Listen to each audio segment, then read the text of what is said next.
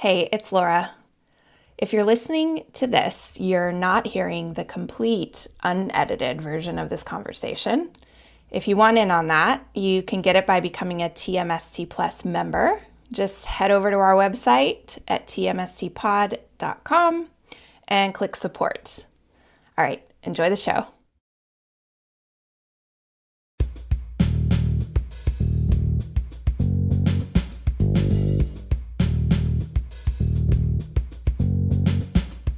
Hey there, it's Laura. And today I'm going to introduce you to someone who has a really extraordinary view on how to approach life.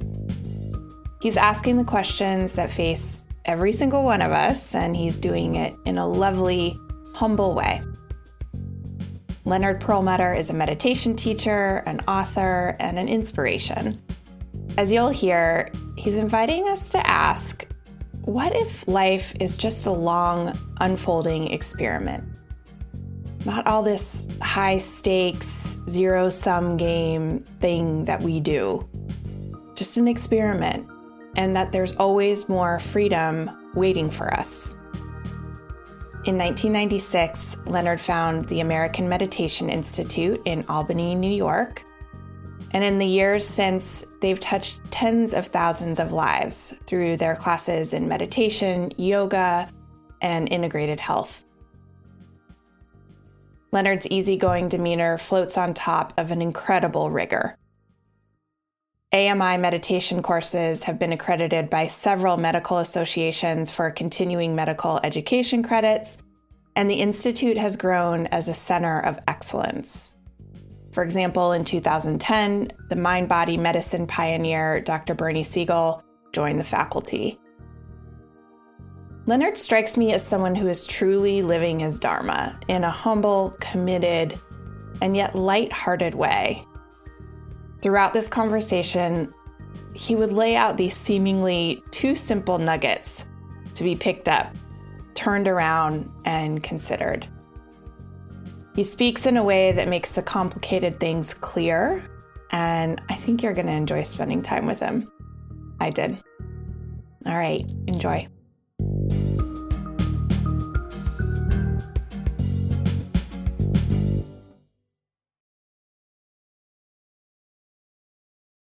I'm very excited to talk to you. Yeah, likewise. You're doing a Yeah. lot of great work. Oh, thank you. Yeah. Thanks. Yeah, your work is incredibly important to people like me. I became a yoga teacher actually about 10 years before I quit. And it was my entree into pranayama and yoga were my entree into really meeting myself for the first time, it seemed like. I want to start really wide and then work our way in. Can you tell me how it is you came to do what you do and then how you describe what you do? Well, one of my earliest memories was that there were two principles that have guided me in my life. First is philosophy. I've always had a philosophical perspective on just about everything. Not really sure where that came from, but it's comfortable and it's helpful for me. And the other principle that has guided me is practicality. I'm a practical guy. And so I'm attracted to a different knowledge, but unless that knowledge, that wisdom has a practical application, I don't give it much attention, much energy. Mm-hmm. So when I was a little kid, grade school and then going into high school, I was in the Scouts. And it was a great way to learn practical tools for living. Yeah. And I enjoyed that very much. I remember that I had a conversation with my scoutmaster once, and I said to him, as we all know, the motto of scouting is be prepared. Be prepared for what? And he What looked at me exactly? with this amazing look on his face, and he said, how would I know? Oh my God. And that's it. How would we know about this COVID situation? How would we know about all this tension and anxiety in the political world in which we live. It's a grade B script for Hollywood that never would get produced. It's just totally unreasonable. But here we are. Here we are. And how do you describe what you do? Because you've been doing this a long time. How would you describe what you do today? What I do, and I think it's the same with you, Laura. We both are like modern day Johnny Appleseeds. We go around and we have something that we believe is very helpful. It has been helpful for each of us in our own lives, physically, mentally, emotionally, spiritually, and it works. And so we plant seeds in the consciousness of other people with no expectations, just, it's just the joy in the planting. And so, as Elvis Presley always said, I just love to sing the song. I just love to sing the song. And so I just love to sing this song. Yeah, that's a great way of putting it. I've never thought of myself as a Johnny Appleseed, so thank you for that. The message, looking outside ourselves for happiness, is a useless pursuit, or said another way, it's always an inside job. Feels like it's never been more widespread. And at the same time, there's this big gap between those statements and what we see in the world. And I don't know that it's any more profound today than it is at a different point in life, but it feels more profound, perhaps because of what we're going through. Do you feel like we're in a particularly acute point of sort of disconnection? And where do we even start to make a difference with that? Well, I do believe that we are in an intense time of change. In yoga science, this period of time is referred to as Kali Yuga. It's an age of destruction of forms. Referring to Kali, the Hindu goddess? Yeah, the goddess Kali. And Yuga is the time frame in which we live. And it is a time of much destruction of existing paradigms. And we know, just from our own personal experience, that creativity begins with destruction. Chaos. So we can't even make an omelet without breaking the eggs. A seed has to die in that form in order for the plant to sprout. And even though change is around us all the time, everything in the material world is subject to change. George Harrison sang about the idea that all things must pass. But human beings become very attached, and that's a lot of that has to do with the animal part of us. We don't even talk about this very much, but human beings are essentially animals. We have come from the earth, this mind-body-sense complex, and yet we are something other. And what separates us from the other animals is our mind. One of the functions of our mind can actually go outside the current matrix in which we live to the center of consciousness and access superconscious wisdom from the superconscious portion of the mind. That sounds like metaphor or poetry, but it's really the same portion of the mind where Albert Einstein saw mathematical equations and Paul McCartney hears beautiful melodies. Yeah. Doesn't mean that I'm going to become a songwriter. Laura, it doesn't mean that you're going to become a physicist. But it does mean that the more that we can learn to use our conscience as our true guide and quiet the noise and the anarchy coming from the ego, the senses, and the unconscious mind, then the conscience can make a choice for us and make a recommendation that will reflect a perfect wisdom so that we can choose the thought to think, the word to speak, and the action to take that will allow each of us to fulfill the purpose of our lives without pain. There's a lot in there. It can sound very metaphysical and woo to say superconscious and conscience and things like that.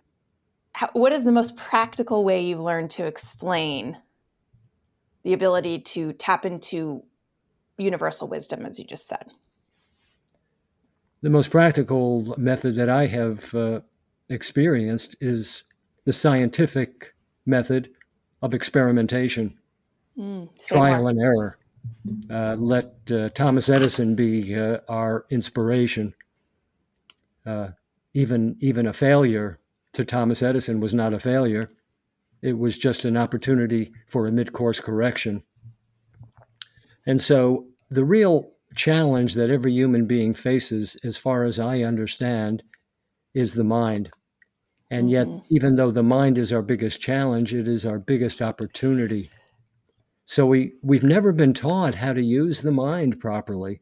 It's so interesting. If you think back about any level of schooling that you've had, this is my experience, the only thing that we've been asked to do is to memorize something and then be able to recite it, for example, like during an examination.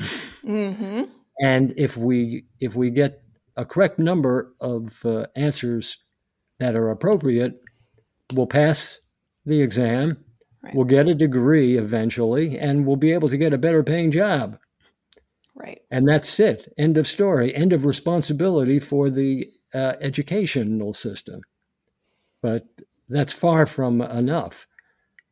What we need to do is we need to, yes, receive knowledge and assimilate knowledge, but then we have to take an action. We have to base our outer action on our own inner wisdom, just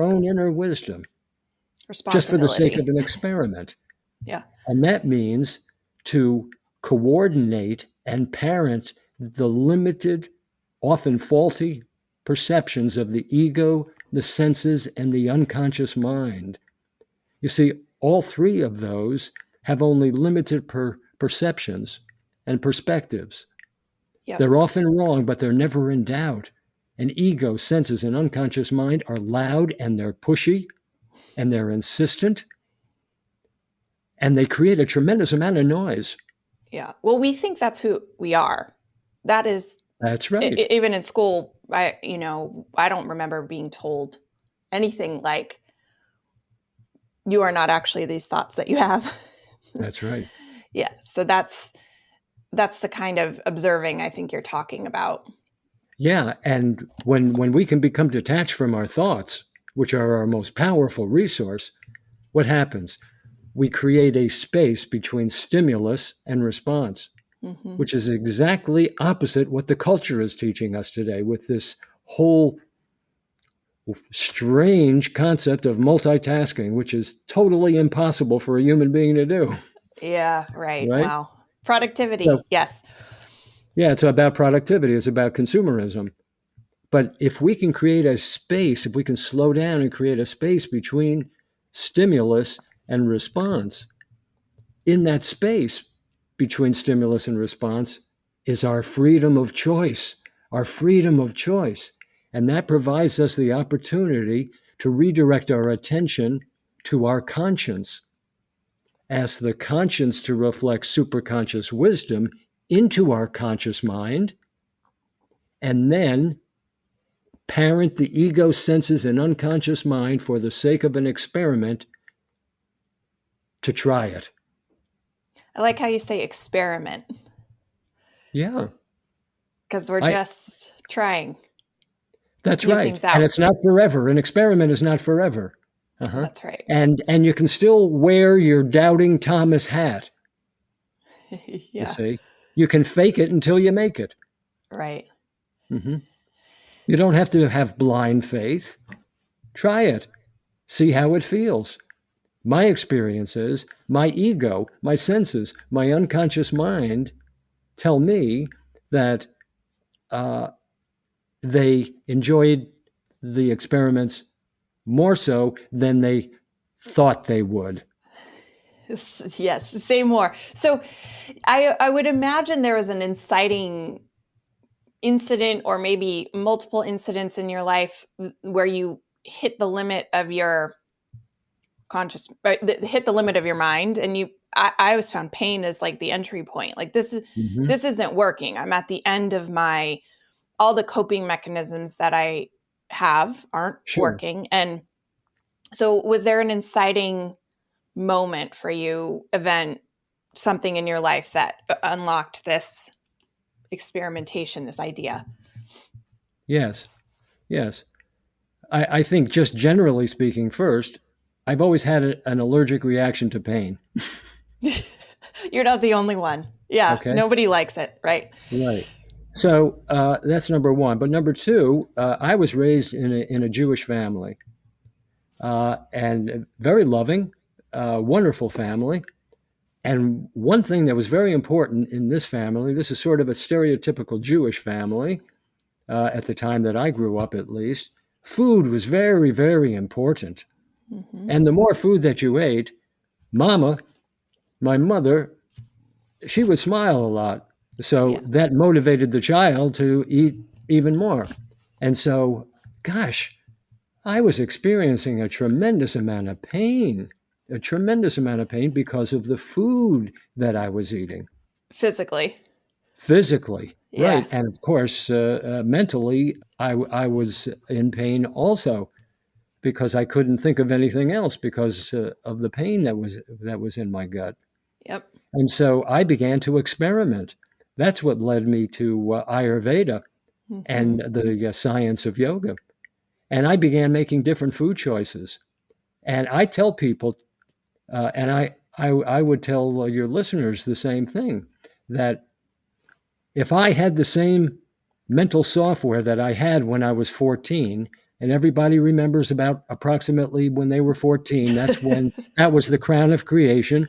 That's when we knew everything about everything. You're the first person to ever feel a feeling. But if I had that same software package today in place in my mind, one of two things would be true. Either I would have died a long time ago, or I would be in the hospital very sick. Mm. So what does that mean? Well, through my experimentation process, I no longer eat the food that the ego, senses, and unconscious mind have loved. Mm. Mm-hmm. Instead, now I choose food that loves me, that loves my ego, senses, and unconscious mind, but also my brain, my eyes, my ears, my heart, my lungs, my joints, my muscles. Mm-hmm. That's such a tangible example. It doesn't have to be this catastrophic, extraordinary pain moment. That is painful, but it doesn't have to be like I going through an addiction or a divorce or a death. I guess what I'm trying to say is the signals that we get about what works for us, what works for our capital S self, right? Mm-hmm. Yes. We're getting that information all the time. Right. So that's why it's critically important that we listen to the whisper of pain. Because if we don't listen to the whisper of pain and make a mid-course correction, then the decibel level of the pain is simply going to get louder and louder and louder and louder until a dis-ease turns into a disease. Mm-hmm. Right. So why not just heed the lesson of pain at a low decibel level and make a mid-course correction? In that regard, I think about Neil Armstrong in this little tiny lunar lander going to the moon. Mm-hmm. The first human being on the moon. And he was riding this little craft. It was probably like a large garbage can. It wasn't very big. Right.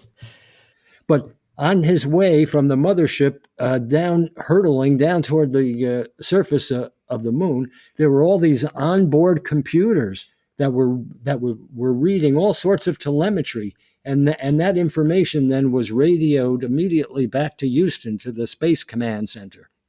And they had these huge supercomputers at the time, running them through these programs and sending Armstrong back information to direct him how to fire his retro rockets in a certain sequence for certain lengths of time so he could have a safe landing.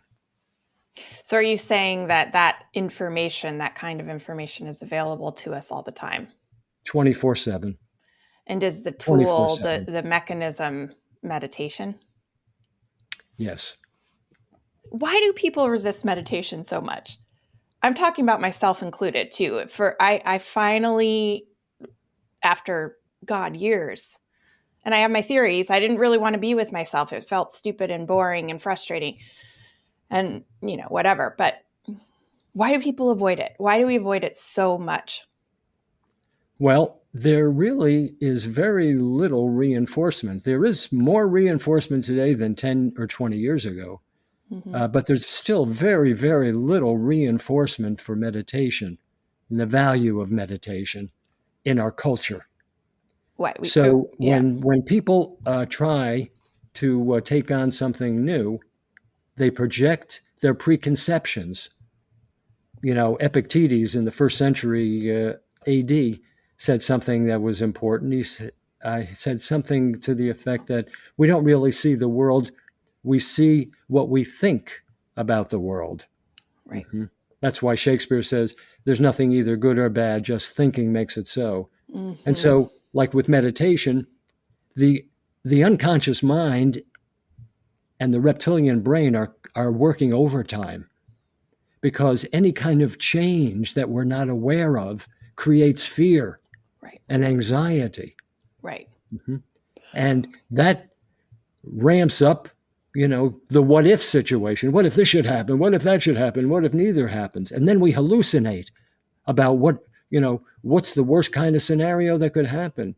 And so that dissuades us from meditating. But if the truth be known, we engage in the meditation process many, many, many times every day, and some of them are very enjoyable. Ooh, explain that. Well, if I'm eating an ice cream cone and all my mental energy is focused on that one object, I'm not even there anymore. It's just this joy. Or if I'm reading a fantastic book, or having a sexual relationship, or watching a great movie, all of my mental energy automatically is coming down to one point. That's why I say I love those experiences.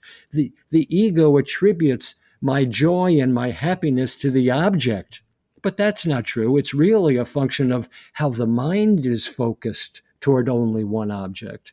And we don't need the movie. We don't need the book. We don't need that particular sexual relationship to bring me the joy and the fullness. I have it within me if I can just quiet the mind, go within, seek within, and find that joy and that fullness within. And that's the practice of meditation. That's a fascinating way to put it. I've literally never heard it talked about that way. And of course, I'm thinking, yeah, I love ice cream, and eating an ice cream cone can definitely bring me into pure focus and just enjoyment of the moment, right? That's right. But there's a very big difference to me between the uncomfortableness of sitting in meditation, which is how I find it to be much of the time. Why is it uncomfortable? Because we have these distracting thoughts that come. And you can't make that go away, and you're not supposed to try to make that go away. Well, you see, that's the habit of the mind. Going in, we have to understand that meditation includes the fact that the mind is going to go away from the object of my attention. Whether it's a mantra or the breath, the mind is going to want to change the channel. That's what it does for a living. No matter what. It has never been trained to do otherwise. So we have to be very compassionate for that limitation of our mind. And we have to parent it. And so when the mind wants to run off, we're not upset. We're not angry. We don't think we're a failure. We don't think that this quote unquote meditation process doesn't work. We simply honor the distraction, witness it, offer it back to the origin from which it came, bring the mind back to the prescribed object, be it the mantra or the breath. Mm-hmm. And we might be doing that over and over and over again, but slowly, slowly, slowly, if we don't ask the mind to meditate for too long a period, don't start with 20 minutes, start with 60 seconds. Mm-hmm. Mm-hmm. Give the ego, give the unconscious mind a good experience. So in that 60-second period, there will be sometimes where all you're aware of is the mantra or the breath. Yes, there will be these distractions, but over a period of time, more and more, it becomes relaxing and joyful rather than stressful. What's the starting point you recommend for people in meditation? You just said 60 seconds, but what else? What's the instruction? Well, really, I think that there is instruction before meditation. Meditation, of course, we want to learn to meditate, and we will learn to meditate, but there are preliminaries that can really enhance the process. Right. So one is the breath, because it's very interesting because the breath and the mind are inextricably linked. Mm-hmm. Right? We know that if the mind gets upset, it upsets the breath. The breath becomes jerky. There's pauses. We hold our breath in certain kinds of situations, or the breath becomes very shallow. Mm-hmm. But it works the other way too. We can't just will the mind to calm down. But if we calm the breath, make it smooth and even, without jerks, without pauses, all breathing through the nostrils, Mm-hmm. diaphragmatically, using the belly, allowing the vagus nerve to be stimulated, to turn off that cascade of hormones surging in the fight, flight, freeze reaction. Then, as the breath calms down, it automatically calms down the mind. And a calm, even mind is more willing to experiment with meditation. I thought I was resisting meditation for 10 or more years. I practiced yoga. That was my way in because I was thinking, oh, great. I love the way my body, I feel so good. It's such a good workout and I love the way my body feels. But I didn't realize for several years that I was actually learning how to breathe and that the breath was what actually made me feel so much better after doing yoga. Yes. So can you talk about the physiological changes that we can manage and regulate with breath? So we have to start with one fact, and that is that the mind and the body are one entity. Change one changes the other. Mm-hmm. So if we can learn to calm the breath, make it smooth and even, without jerks, pauses, or sounds, breathing diaphragmatically, the belly swells, the belly contracts. If we can calm the mind, that slows down the thinking process. Right. Mm-hmm. And that means that in the consciousness of the physiology, there is similarly a similar reaction. And that calms down. And as our meditation practice deepens, slowly, we're able to transcend the thinking process for a period of time. And there is more stillness. And that is equated with what's going on in the physiology. Right. And so as the mind calms down, transcending the thinking process slowly, The same kind of reaction occurs in the consciousness of the physiology. And that brings us to a point of equanimity, stillness, and homeostasis, that balance. Because the body wants to be healthy. What causes all these problems for the body? The mind. And all these lifestyle choices based on all these thoughts, desires, emotions, many of which are not helpful. But nobody has taught us how to make choices based on the best available wisdom, namely our conscience.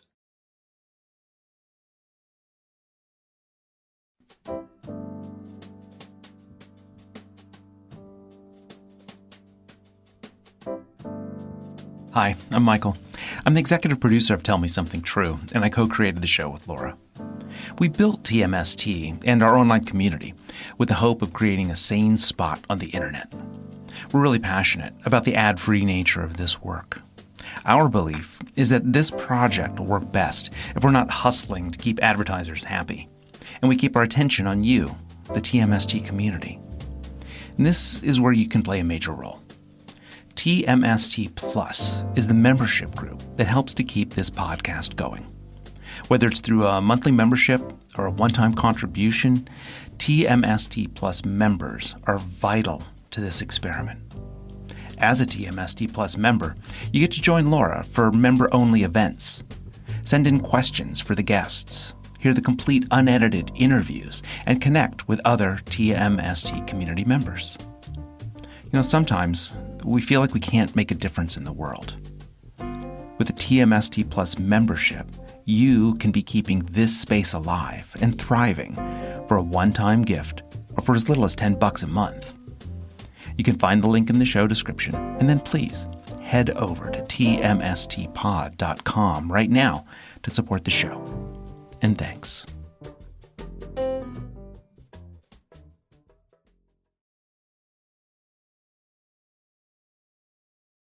I want to switch gears a little bit here. I love the way you talk about karma. I think karma is one of those concepts that we maybe have heard of, but it sounds very woo or punishing, or it's unclear. Can you talk about it? Sure.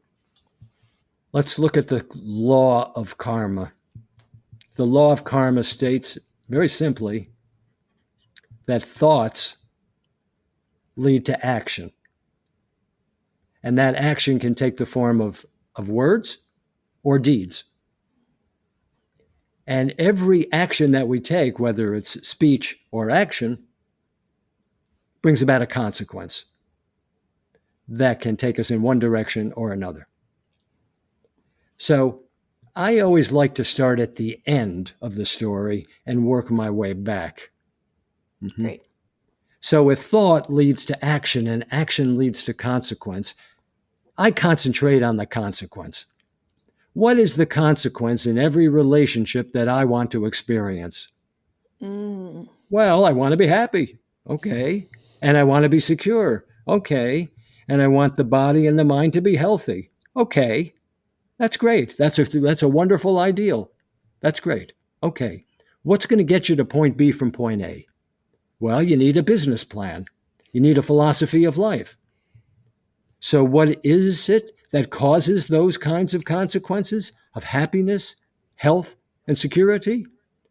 Well, if you trace it back, it goes from the consequence back through the actions to the thoughts. Oh, that's the power of the thoughts.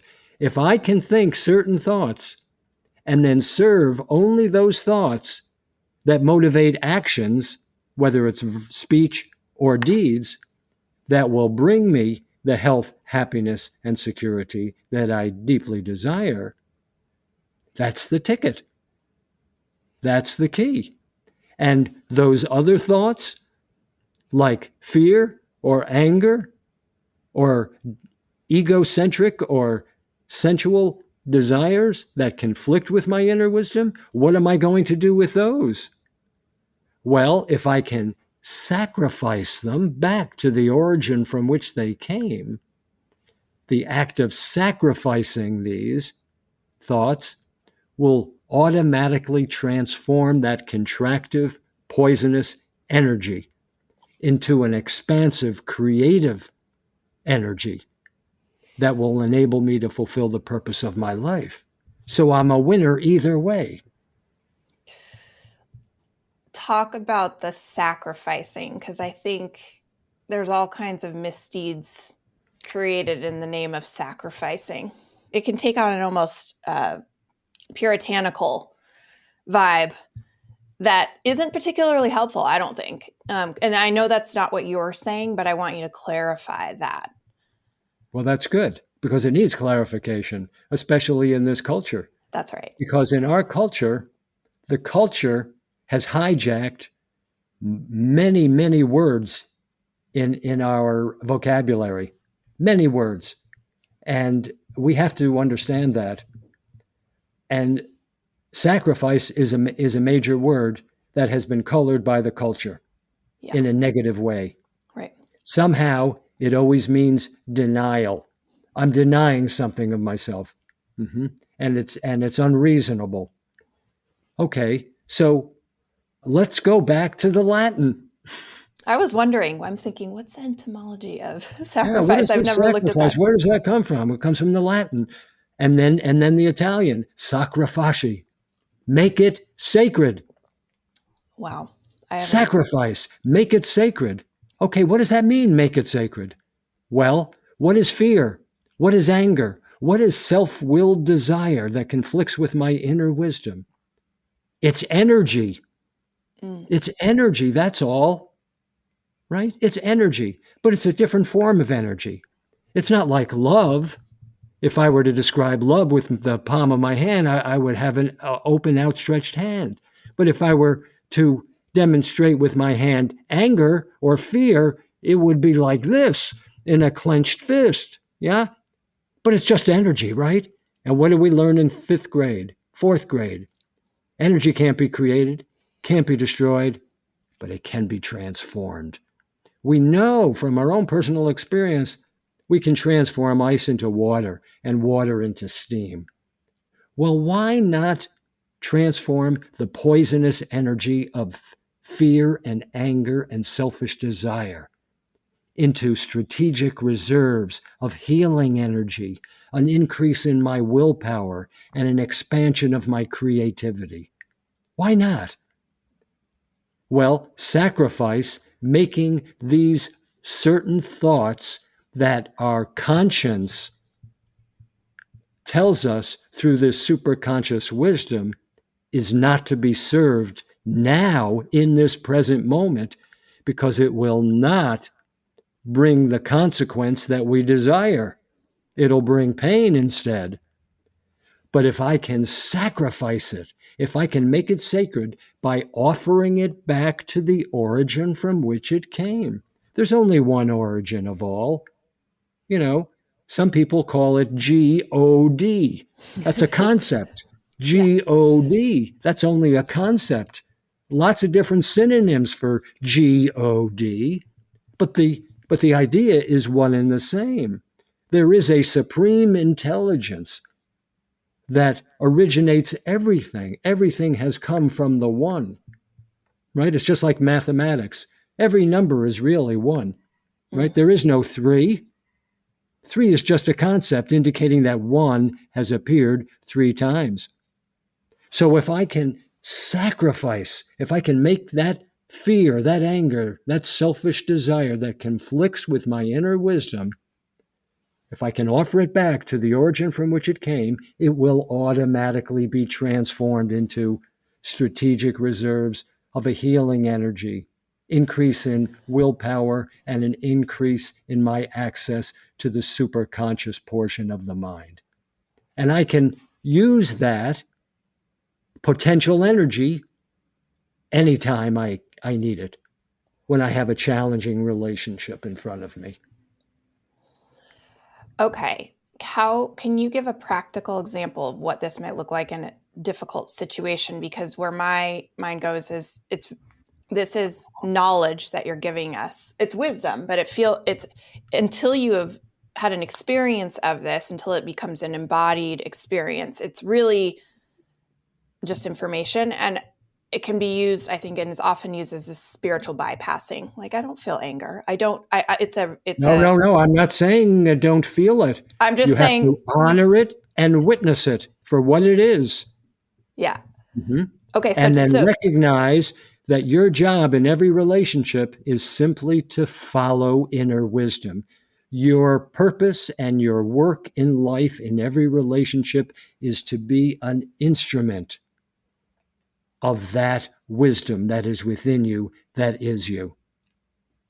And if your inner wisdom through the conscience is telling you to sacrifice this particular thought because it will not lead to happiness, security, and health for the sake of an experiment, try it.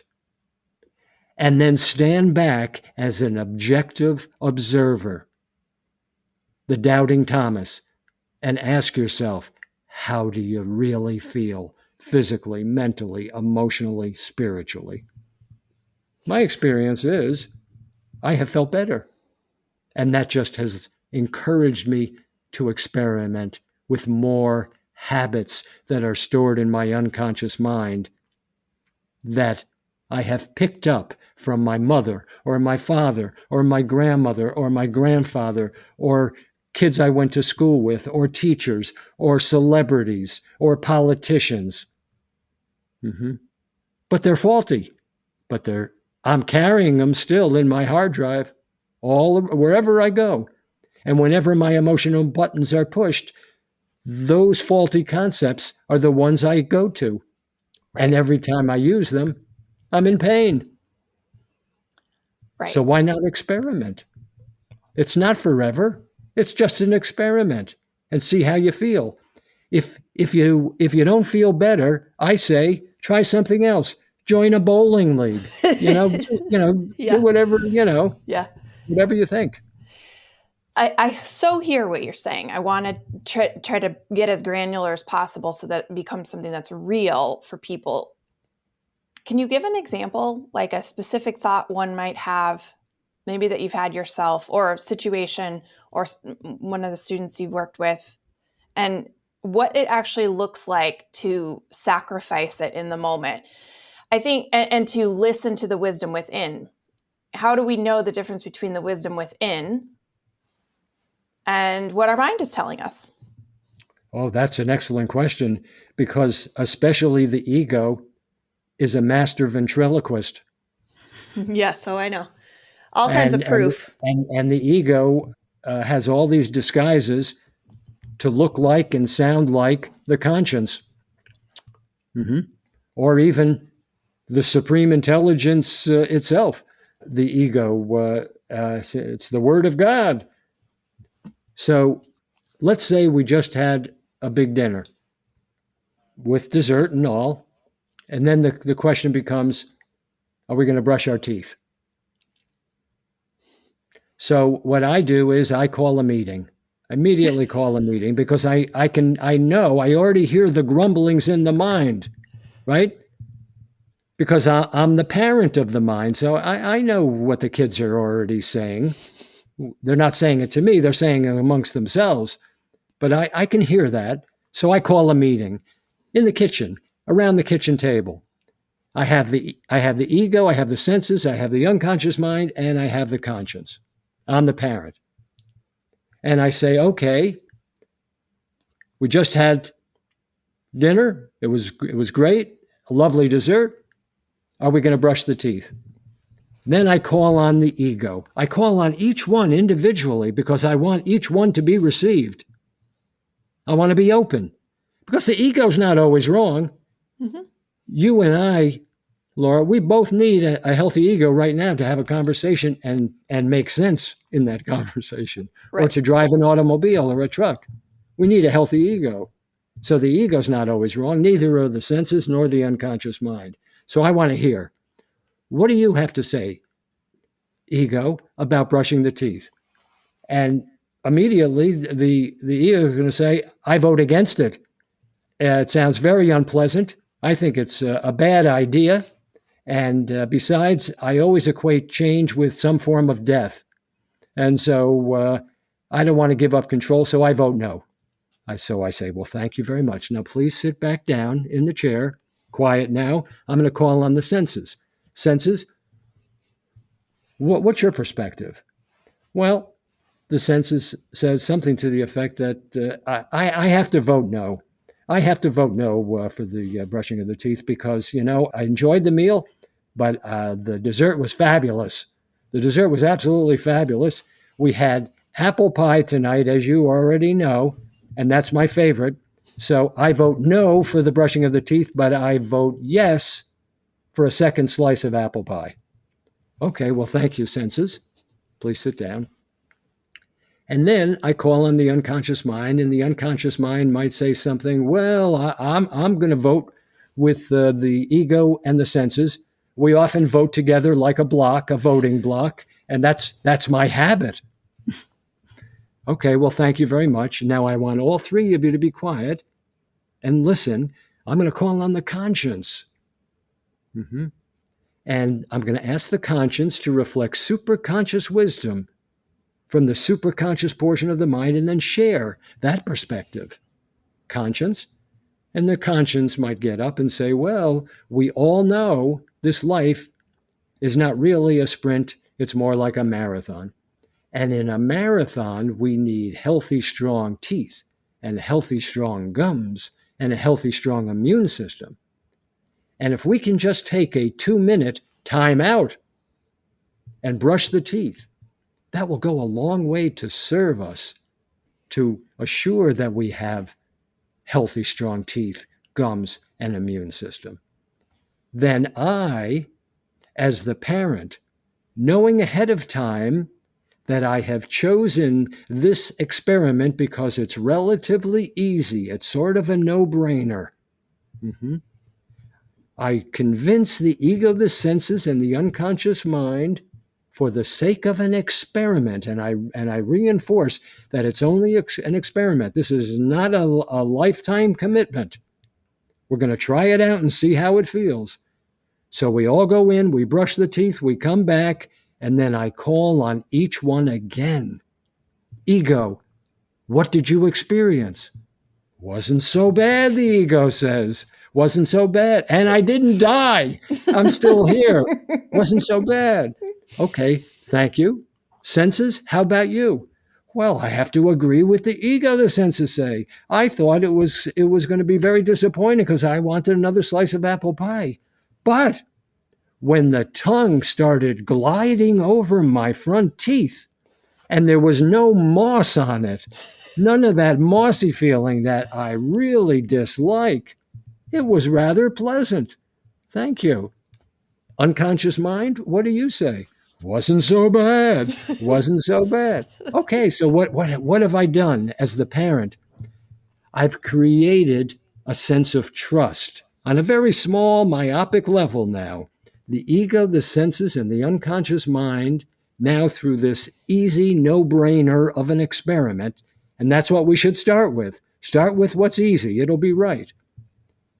They trust me more and they trust the conscience more. The conscience is not going to steal away their control. The conscience is not going to obliterate them. So they're no more. They're still here. And they had a fairly pleasant experience. So as a smart parent, I have to look for experiments that are relatively easy, that I can convince the ego, the senses, and the unconscious mind to expand their consciousness, expand their perspective. That's my job. And the more that I can do that, I create new healthy habits and I change old unhealthy habits. I love that because it's so easy to get. It's got to be easy. I'll tell you one thing. I'll tell you which function of the mind is going to lobby for difficult and challenging, and that's the ego. Oh, yeah. Don't meditate. Let's not meditate for 60 seconds. Let's go for an hour. Why? Because it's a prescription for failure. I've noticed that you've said in relationship to refer to any situation, and I assume that means because we're always in relationship. We're always in relationship. Whether it's to the drink I'm having right now, or to the conversation we're having, the environment, right. etc. All life is relationship. And I love that you keep emphasizing experiment too, because it's like we're not trying to be good. No. We're just trying to participate in this conversation in a conscious way. And a skillful way. A skillful way. Right. To ultimately get what it is we want. What we need. What we need. What we want might be a different. Well, if you ask your conscience what it wants, it would have a pretty good answer. It would have a healthy answer. But most of the time what we hear about what we want. No, I don't think that the conscience has an agenda. I think that the conscience is simply a pass-through. It's like a TV. Huh. It takes these radio waves from far away, and then on the screen you see a picture. And so the conscience can discriminate, determine, judge, and decide, but it's just a pass-through. It has the capacity to decide, and if the ego senses and unconscious mind are still unruly, it'll just rubber stamp the loudest voice.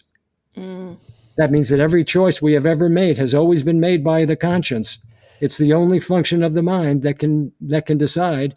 Ego senses and unconscious mind are only advisors. They're only advisors.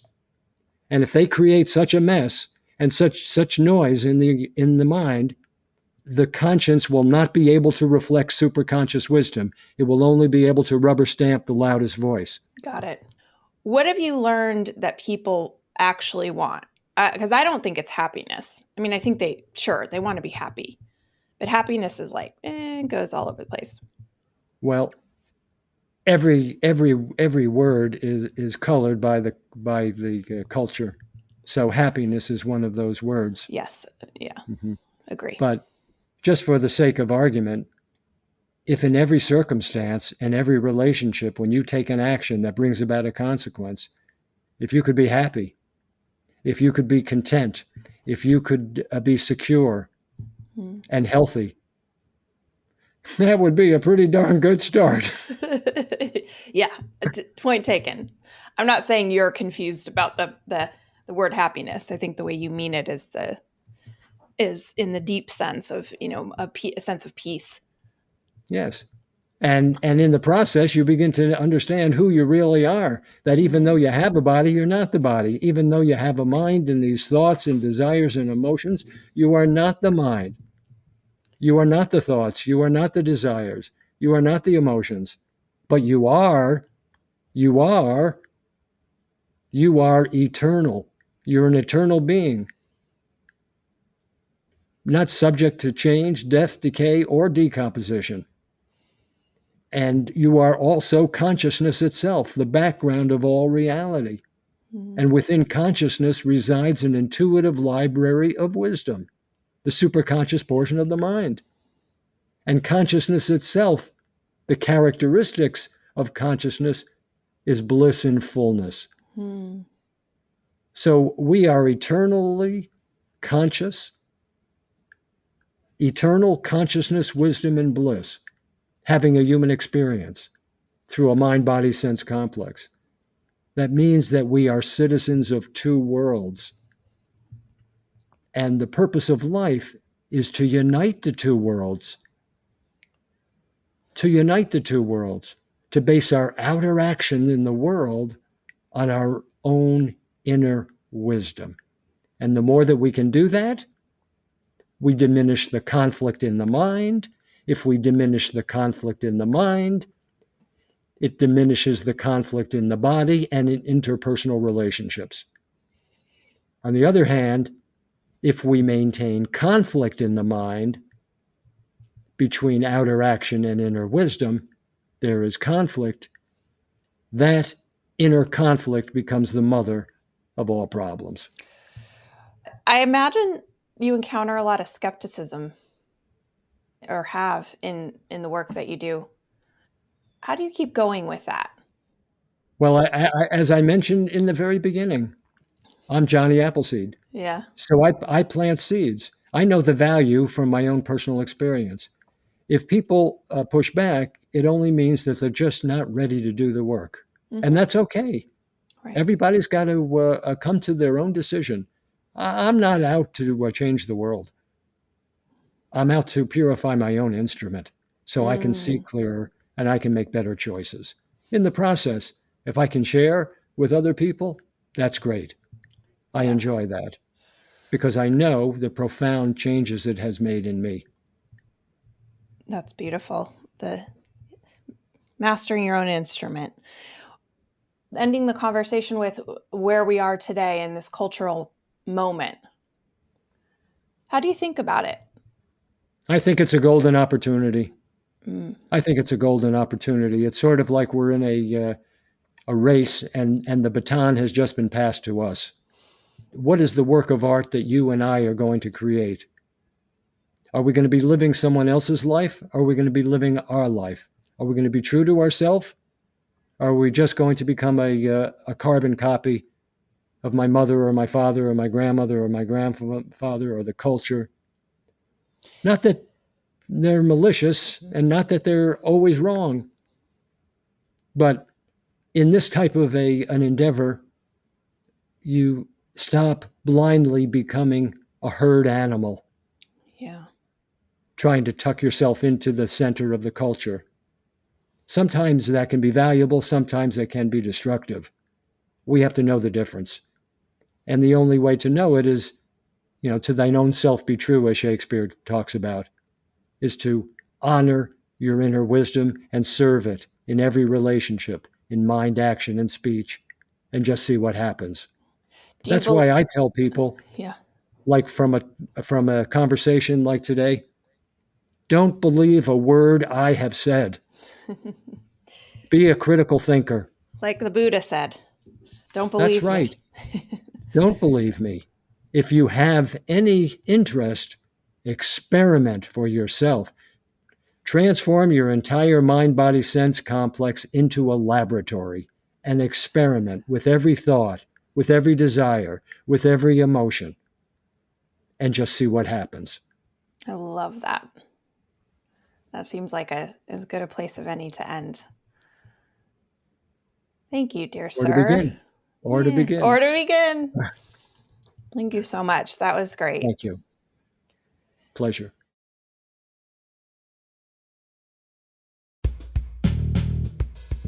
All right. Thank you so much for being with us today. If you want more TMST, head on over to tmstpod.com and become a member. Members get access to the full uncut versions of these conversations, previews of upcoming guests, invites to join me for members-only events, and access to our members-only community where I hang out a lot, especially now that I'm not on social media.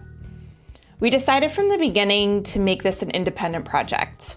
We don't have sponsors and we don't run ads. This means that we can make the show all about you and not what our sponsors or advertisers want. But it also means we're 100% reliant on your support. So my request and my invitation is simple. Support the show by becoming a member, or you can simply make a one-time donation of as little as $5. I cannot stress this enough. You can make a huge difference for as little as $5. Please head over to tmstpod.com right now. Tell Me Something True is engineered and mixed by Paul Chufo. Michael Elsesser and I dreamed up this show, and we're looking forward to joining you online and next time on Tell Me Something True.